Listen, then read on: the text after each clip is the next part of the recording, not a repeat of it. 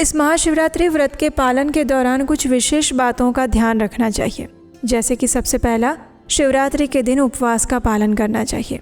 तो स्वाभाविक है कि किसी भी प्रकार का नशा नहीं करना है, मांसाहार नहीं करना है, जीव हिंसा नहीं करनी है, लहसुन प्याज इत्यादि पदार्थों का सेवन नहीं करना है और शुद्ध और सात्विक मनोभाव और जीवन शैली अपनानी है। इस दिन उपवास का पालन करते हुए ज़्यादा से ज़्यादा आप दूध ले सकते हैं, फल ले सकते हैं, कंदमूल ले सकते हैं और व्रत में लिया जाने वाला आहार भी ले सकते हैं, लेकिन किसी भी प्रकार के अनाज या तामसिक पदार्थों का सेवन बिल्कुल नहीं करना है।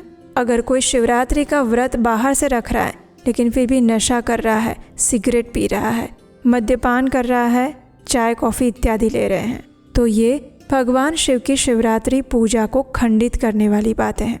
इस बात का अवश्य ध्यान रखें। अब देखिए, आप में से कोई प्रश्न पूछ सकते हैं कि क्या चाय कॉफ़ी भी शिवरात्रि के दिन नहीं पीनी चाहिए? तो देखिए, आदर्श रूप से चाय कॉफ़ी जो है वो भी नशीले पदार्थों में ही आती है।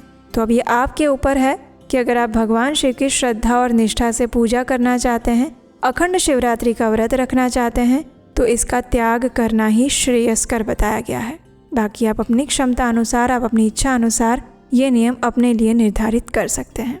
दूसरा महत्वपूर्ण कार्य जो इस दिन करना है वो है प्रातःकाल में ही शिवरात्रि के व्रत का संकल्प लेना चाहिए। अगर आप हमने जो बताया है वो श्लोक उच्चारण नहीं कर सकते तो कम से कम अनुवाद पढ़ना चाहिए।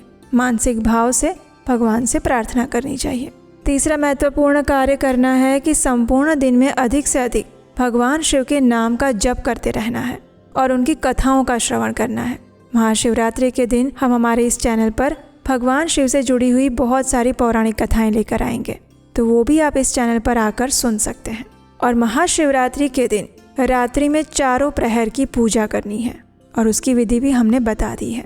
संपूर्ण रात्रि के दौरान जागरण करना है और सबसे महत्वपूर्ण बात है, महाशिवरात्रि के दिन अपनी चेतना को किसी भी प्रकार से दूषित नहीं होने देना है।